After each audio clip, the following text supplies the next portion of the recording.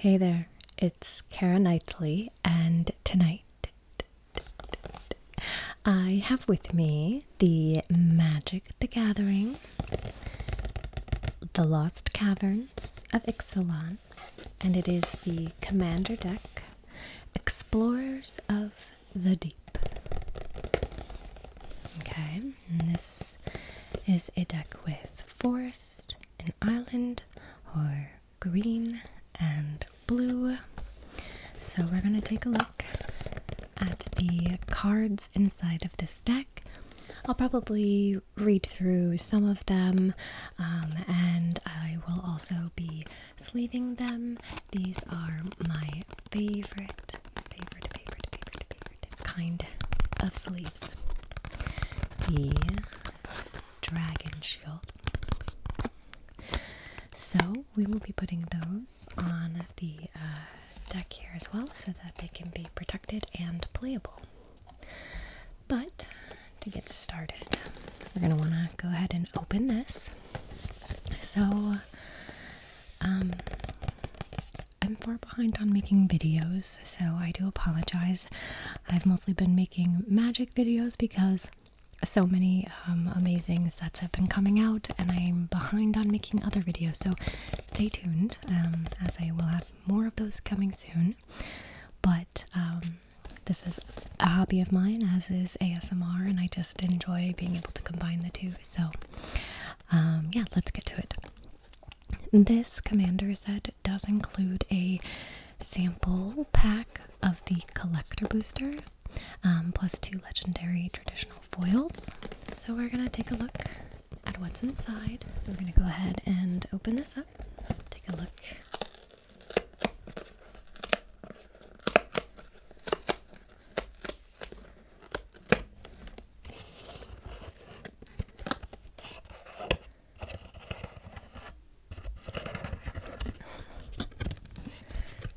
Alright.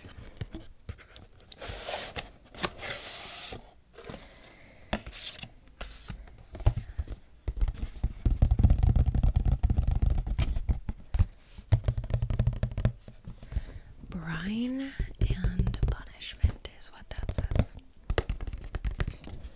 No fishy business. This is a merfolk tribal commander deck.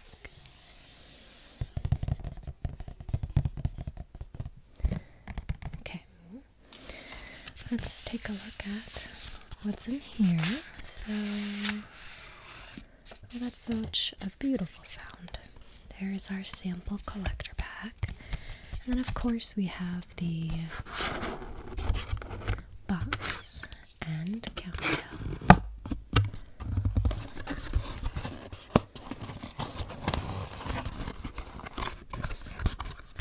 Okay. And so this is the box that, once we get it all sleeved, it can fit right inside. For it simply being a cardboard box that comes with the deck, it is fairly well put together, and it definitely holds the cards well. So we will put that over there for now. Alright, and then this is a spin down or a life counter. You start off with 40 life and it goes all the way down to 0. We often like to use a mobile app or my phone to keep track of life totals, just because it's a little bit easier and you can see everybody's life totals. Otherwise you're constantly asking like, oh hey, what are you at? So yeah, definitely recommend the apps. Okay, so our sample pack collector booster. Let's see what's inside.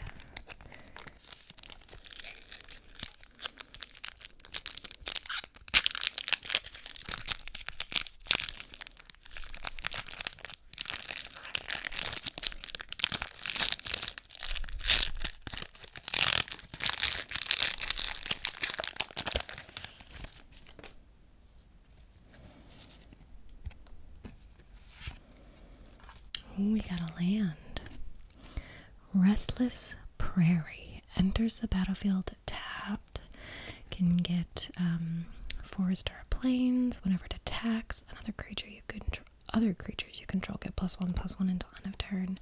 Becomes a 3/3 green and white llama creature. Okay. Belligerent yearling. Okay. I've been getting all of the dinosaur cards. This is not one that my husband was looking for specifically, but it has trample. Whenever another dinosaur enters a battlefield under your control, you may have belligerent yearling's base power become equal to that creature's power until end of turn. Okay, that's pretty cool. That's pretty cool. Alright, I'll take that. Alright, so those were sort of the wild cards. Otherwise, we know what will be in here. And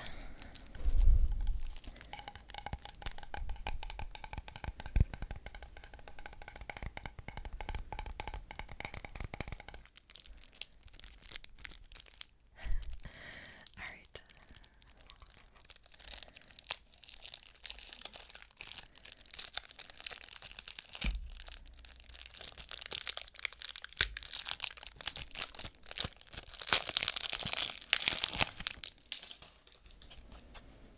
Okay, so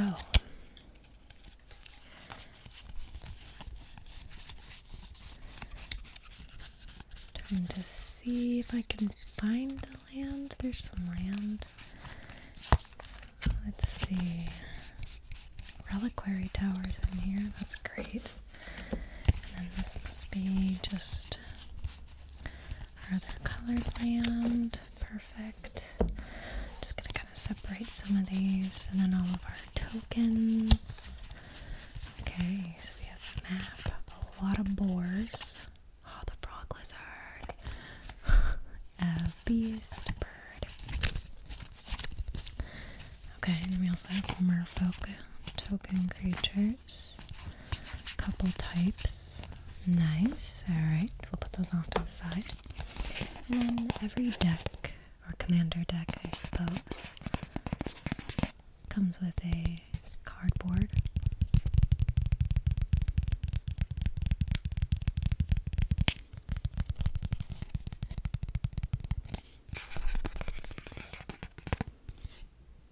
Cardboard version of your commander. So, put that off to the side as well.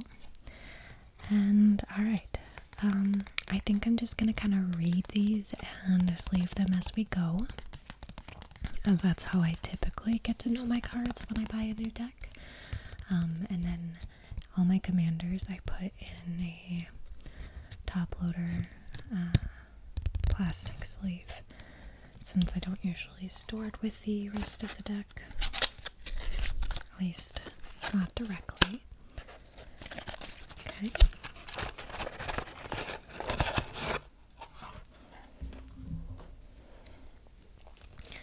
And so the sleeves we have here are the glacier color. They look so pretty.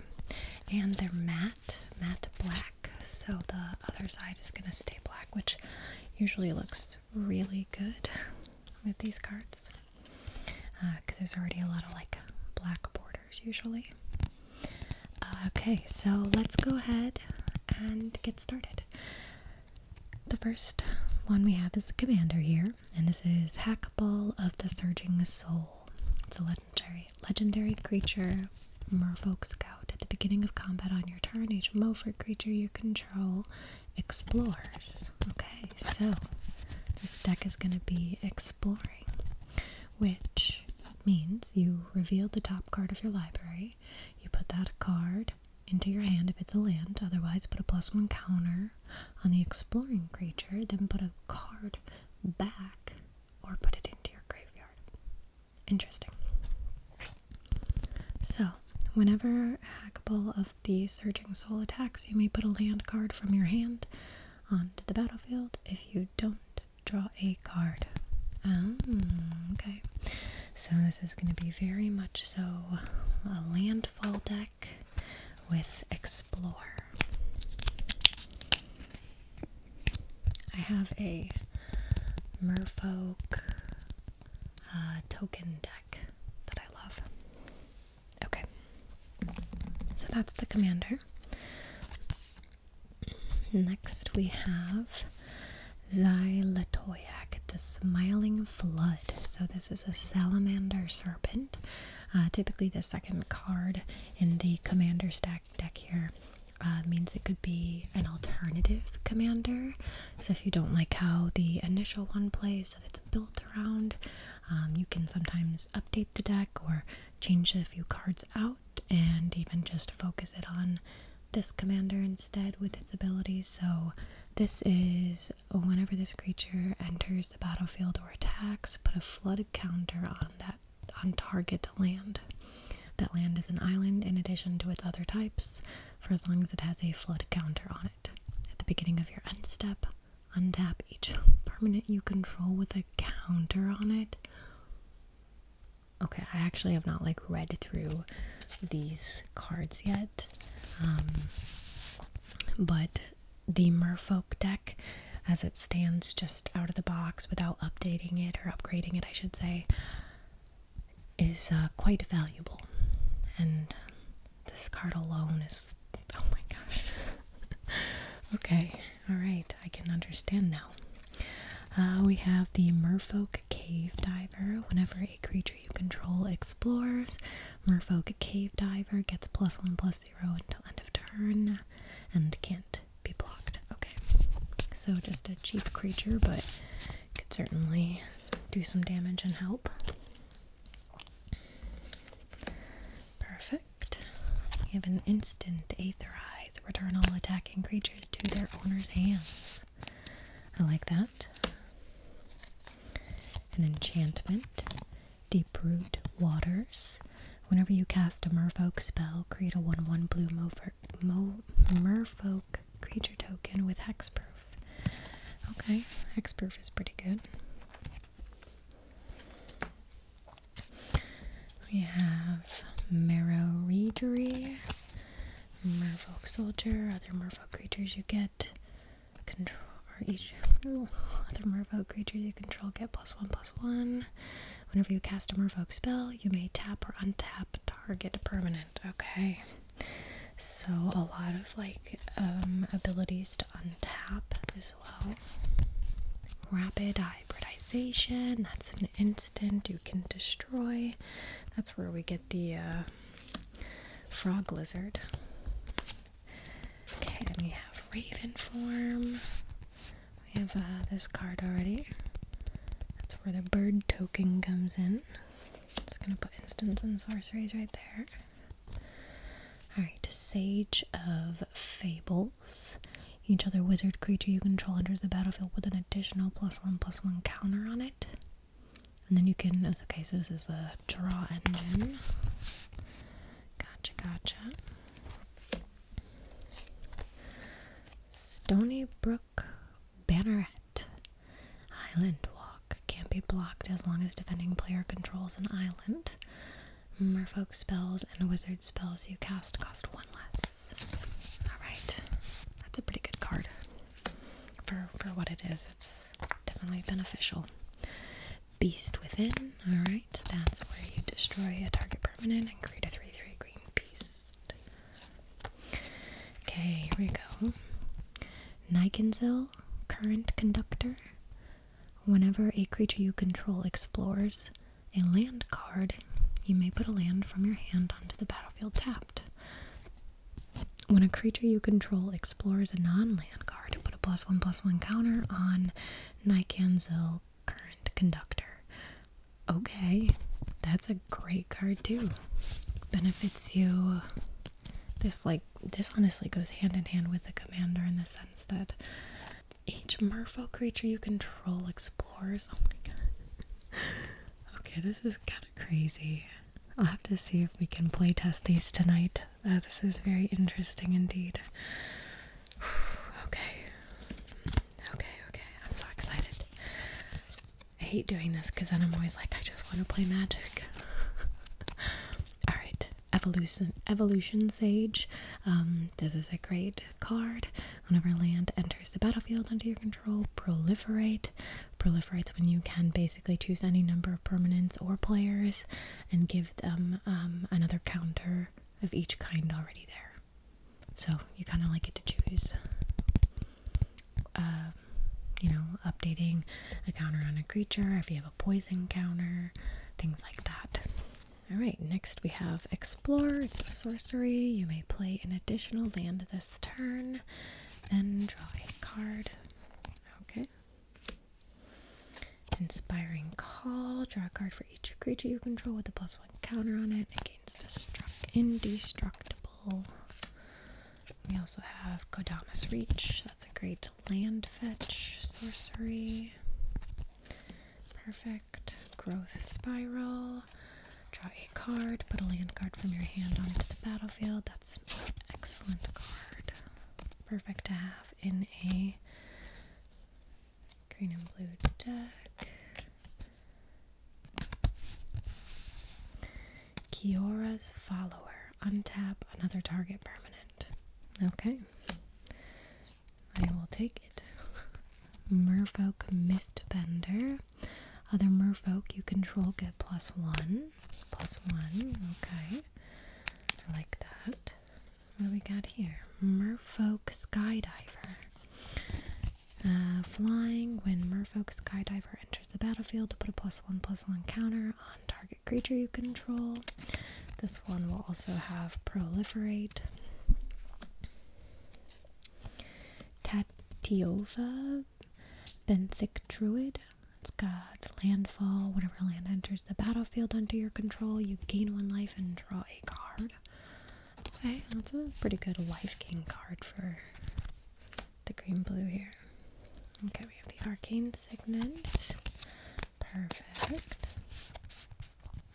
Okay. We also get a Commander Sphere.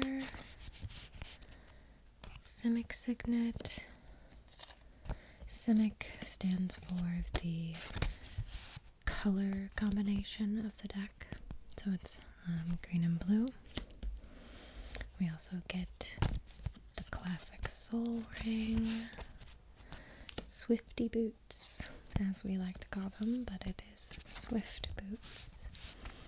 Okay, awesome. The pretty standard staple artifacts.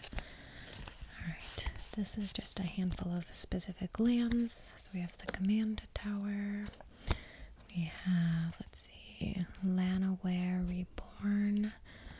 Enters the battlefield tapped. You can craft 1, which means this enters the battlefield with a +1 counter on it.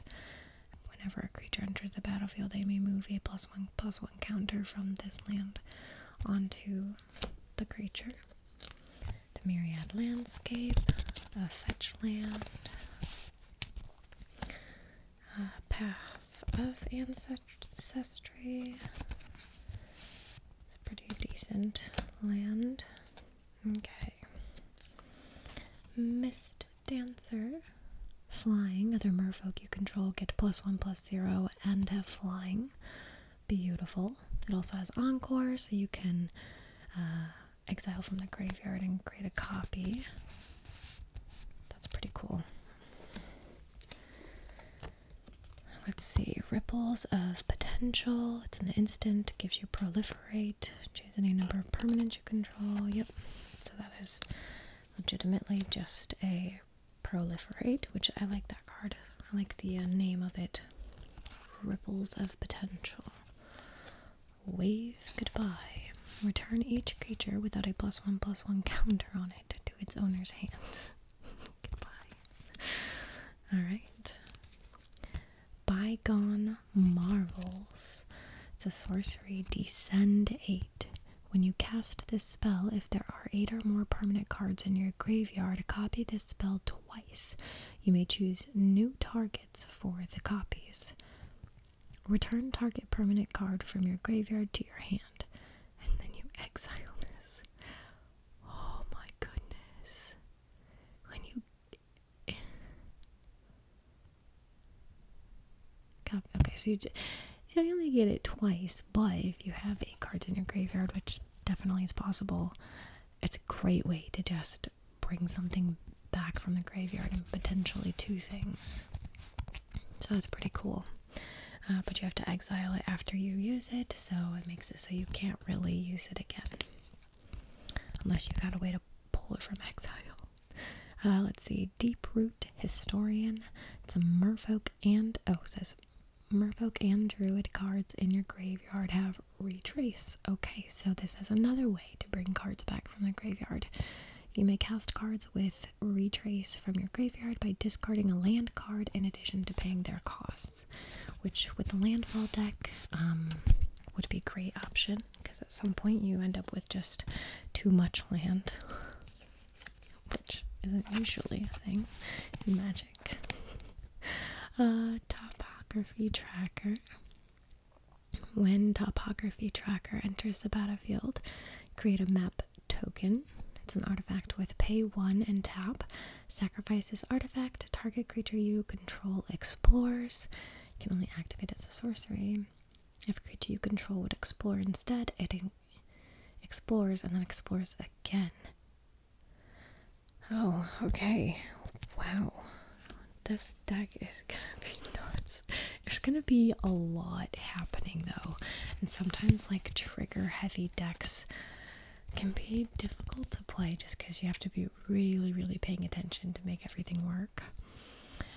This is the Tributary Instructor. It's got a mentor. Whenever this creature attacks, put a +1/+1 counter on target attacking creature with a lesser power. It's already a 4/4, so that's pretty good. Whenever a creature you control with a +1/+1 counter on it dies, draw a card. Okay.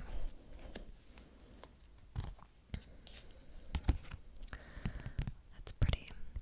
Singer of Swift Rivers.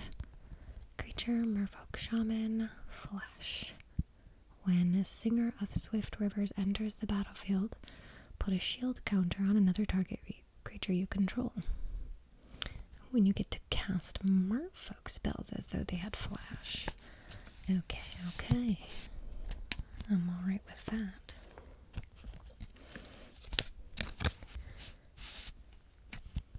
Benthic Biomancer. You can pay a colorless island, adapt to 1.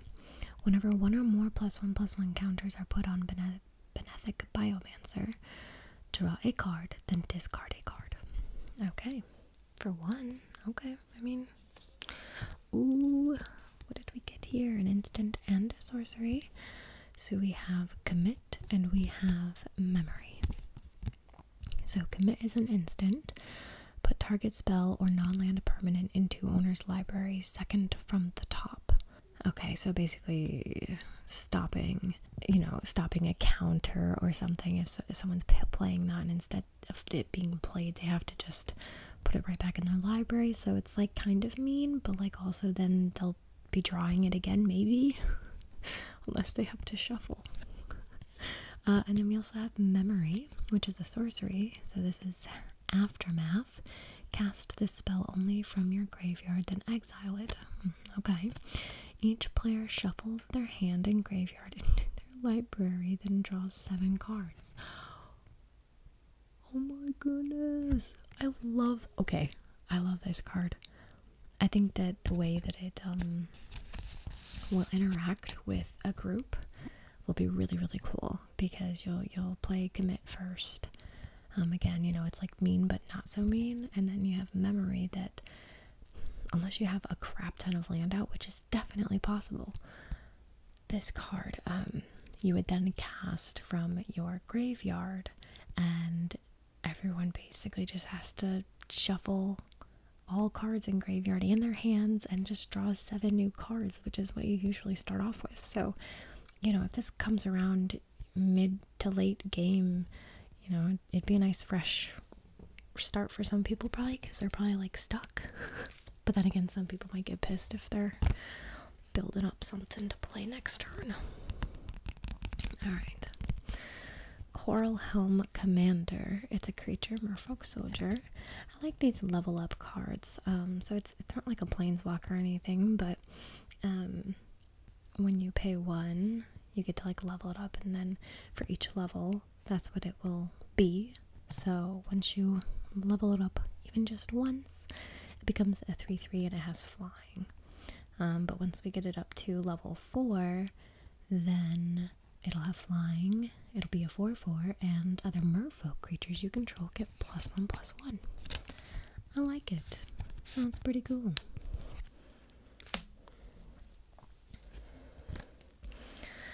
Alright, another sorcery, Curse of the Swine. So we're just going to be turning exile target creature. For each creature exiled this way, its controller creates a 2/2 green boar. So again, being kind of mean, but also being friendly. Alright, we have Emperor Mihail II. You may look at the top card of your library anytime. You may cast merfolk spells from the top of your library. And whenever you cast a merfolk spell, you may pay 1. If you do, create a 1/1 blue merfolk creature token. Alright, like, just reading through these cards, I can already tell that, like, it almost doesn't even matter what kind of hand you get. Each game is going to be a little bit different, but all kind of work the same and probably be crazy good any way you play it. We have Herald of Secret Streams. Creatures you control with a +1/+1 counters on them can't be blocked. Great. Kindred Discovery. Enchantment. As Kindred Discovery enters the battlefield, choose a creature type. Whenever a creature you control of the chosen type enters the battlefield or attacks, draw a card.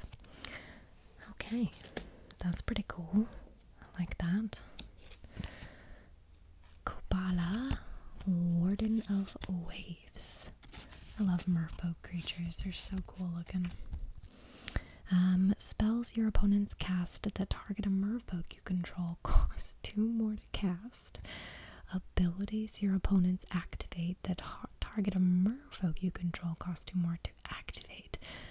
Okay, so that's just putting a cost on anyone that wants to target you, basically. I mean, it's specific to what it is, but still, I really enjoy that. Alright, Master of the Pearl Trident. Other merfolk creatures you control get +1/+1 and have Island Walk. Gosh, I'm so excited. I want to play this so bad. Merfolk Sovereign. Other merfolk creatures you control get +1/+1 and target merfolk creature can't be blocked this turn. Yeah, wow, okay. Reflections, yep, Reflections of Littlejar. It's an enchantment. As it enters the battlefield, choose a creature type. In this case, merfolk. Whenever you cast a spell of the chosen type, copy that spell. Oh my gosh. Oh my gosh. Okay. Okay. Yeah, no, it's fine. It's fine. This deck is like, they weren't kidding when they said this was just like great as is out of box. Oh my gosh. If you, I'll just keep going. Seafloor Oracle. Whenever a merfolk you control deals combat damage to a player, draw a card. Beautiful. What do we have here? Surge's Panner. Whenever it becomes tapped, you may pay 2. If you do, return target permanent to its owner's hand. Okay. This is very creature heavy. I don't know. I guess I expected more land, but it's a lot of creatures. Savilan of Sea and Sky. Savilan of Sea and Sky has indestructible as long as you control at least 2 other merfolk. When it attacks, draw a card. Other merfolk you control have ward 1. Beautiful. This is very much also a, hey, don't touch me. You can't touch me because I have all these cards. This is a sweet looking card. Oh my gosh, so cool. So this is, I don't actually know what the value of this card is, but I imagine it's pretty good. Thassa, God of the Sea. Legendary enchantment creature. It's a god and it's a mythic. It has indestructible. As long as your devotion to blue is less than 5, Thassa isn't a creature. And basically devotion means each island on the cards that you have on the battlefield can count towards that devotion. At the beginning of your upkeep, scry 1. Okay, that's pretty good. Target creature you control can't be blocked this turn. Okay, so basically, it can't be a creature until you have at least 5 devotion to blue. So, I mean, I imagine that won't be too difficult with this, but definitely wouldn't be like a good early game card is my guess. Thieving Skydiver, creature, merfolk, rogue, has a kicker. X can't be 0. You may pay an additional X as you cast this spell. It's the first time I've seen a kicker be X. I'm sure it's not uncommon, but kicker is really more specific to like another color to really combine the colors. Flying, when Thieving Skydiver enters the battlefield, if it was kicked, gain control of target artifact with mana value X or less. If that target is an equipment, attach it to Thieving Skydiver. Ooh. Very like situational. But like if someone had, for example, lightning greaves or no. Yes. Wait, hold on. What does this say? Yes, okay. So if the target has lightning greaves or swift boots, those are really great cards because it will give your creature hexproof. So I can't target your creature when it has this on there, but I can target the equipment. So but basically that's what this card is doing. So when it enters the battlefield, if someone has lightning greaves on their commander, if I am able to kick it, and lightning greaves cost 2, 1, I don't know, it's not that expensive. I just would have to then take that and I'd get to equip it for free. And again, I think lightning greaves is I think that one actually equips for free. It costs 2 but equips for free. So yeah, I mean either way, that's pretty sweet. I like that card a lot, but very situational, but I think a reasonable situational card that like could probably still be used every game when you get it. Okay, branching evolution enchantment. If 1 or more +1/+1 counters would be put on a creature you control, twice that many are put on instead. Yes. Doubling season is basically what that is.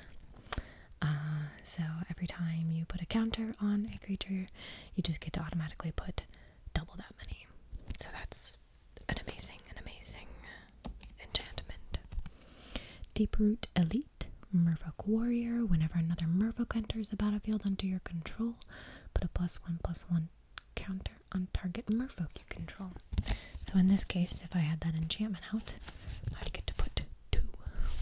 1, 2, 1, 2, 1, 2. Alright, we're almost there. Beautiful. We also have Hardened Scales, which basically does...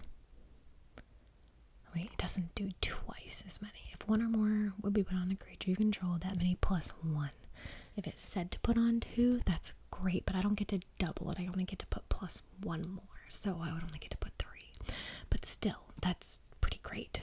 In most cases, it is still doubling it. If, you know, I would argue most of the time, you only get to put 1 counter on. At least that's what triggers usually do. Alright, Realm Walker. It's a changeling, so basically it's every creature type. As it enters the battlefield, choose a creature type. You may look at the top card of your library anytime. You may cast creature spells of the chosen type from the top of your library. Great. That's wonderful. Alright, so next up we have Ruinous Intrusion. It's an instant exile target artifact or enchantment. Put X+1 counters on target creature you control, where X is the mana value of permanent exile that way. So in this case, like if I exiled a 3 mana cost card, You know, if I had this enchantment again, I'd only get to do 4, whereas if I had this enchantment, I'd get to do 6 counters. Crazy. And if I had both out, I'd get to do, what, 7? Oh my gosh. Okay. Let's keep going. Cold-Eyed Selkie. Island Walk. Whenever Cold-Eyed Selkie deals combat damage to a player, you may draw that many cards. Beautiful. And I do recall seeing a reliquary tower, which basically means I have no maximum hand size. You want that when you have a lot of card draw, because you can only end your turn with a total of 7 cards in your hand. So if you have more than that, you have to discard cards, which, you know, sometimes isn't like awful, because, you know, so in some instances you want cards in your graveyard, but yeah, it at least gives you options. Cumena, Tyrant of Orazca. Let's see here. Tap another untapped merfolk you control, and Cumena, Tyrant of Orazca, can't be blocked this turn. Cool. So basically, if I tap another creature, he's unblockable. Tap 3 untapped merfolk you control and draw a card. Then you can tap a 5 untapped merfolk you control and put a +1 counter on each merfolk you control. I love this card. Like, literally any card that gives you multiple options is extremely beneficial. It's a 2/4 and it only costs 3. That's definitely worth it for that card. That's great. Okay. And then we got this pricey card. That is a total of 6 mana, 2 forest, 2 island. The art looks sick. So this is Prime Speaker Zagana. Prime Speaker Zagana enters the battlefield with X +1/+1 counters on it, where X is the greatest power among creatures you control. When Prime Speaker Zagana enters the battlefield, draw cards equal to its power. Oh my goodness. Okay. That's crazy. That's really crazy. Alright, we have Quandrix Command. Instant. Choose 2. Again, another one where there's options and you even get to choose multiple and not just only one. Sorry, my cat is making himself comfortable over here.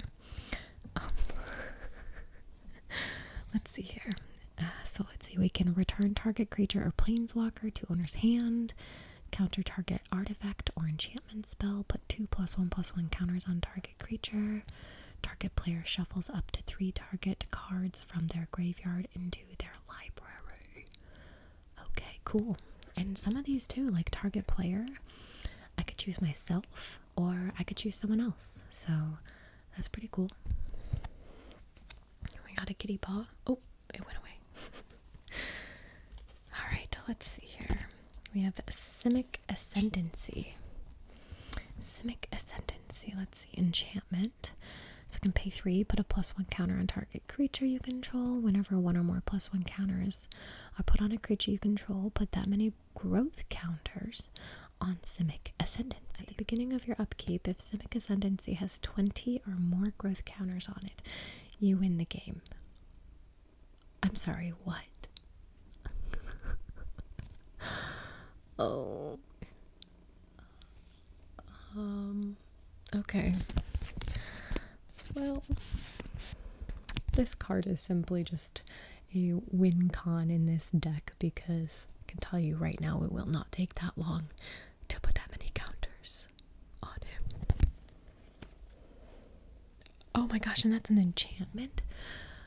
I mean, I think I read that when I read the card to you, but I just saw the person and so my brain was thinking it was a creature. That's nuts. Oh my gosh. Oh my gosh. Oh no. Tishana, Voice of Thunder. Tishana, Voice of Thunder's power and toughness are equal to the number of cards in your hand. You have no maximum hand size. When Tishana enters the battlefield, draw a card for each creature you control. Ooh. Yes. I like that. Let's see. Forel of the Hull Clade. What to you two, sir. Pay 2, tap, double the number of each kind of counter on target artifact, creature, or land. Oh my gosh, okay. Okie dokie. These cards are just ridiculous. Alright. Sagana Utopian Speaker. When Sagana Utopian Speaker enters the battlefield, if you control another creature with a +1 counter on it, draw a card. It has Adapt, so you can put +1 counters on it. And each creature you control with a +1 counter on it has Trample. Beautiful. That's the first Trample card I've seen, though, so there's only one of those. There should definitely be more things to give you Trample in this deck, so that might be something I recommend upgrading in it, because it's not necessarily built around creating big creatures, but more so like a plethora of creatures, but also you're gonna have the big creatures, so I think it would be beneficial to have more Trample than like just one card. I mean, I'm sure there's a couple more in here that we saw, but let's see here. This is the Metallic Mimic. As Metallic Mimic enters the battlefield, choose a creature type. Metallic Mimic is the chosen type in addition to its other types. Each other creature you control of the chosen type enters the battlefield with an additional +1 counter on it. So, again, similar to the Hardened Scales, if counters are put on something, that many +1 are put on. Okay, that's an artifact creature. We're gonna put that in the artifact section.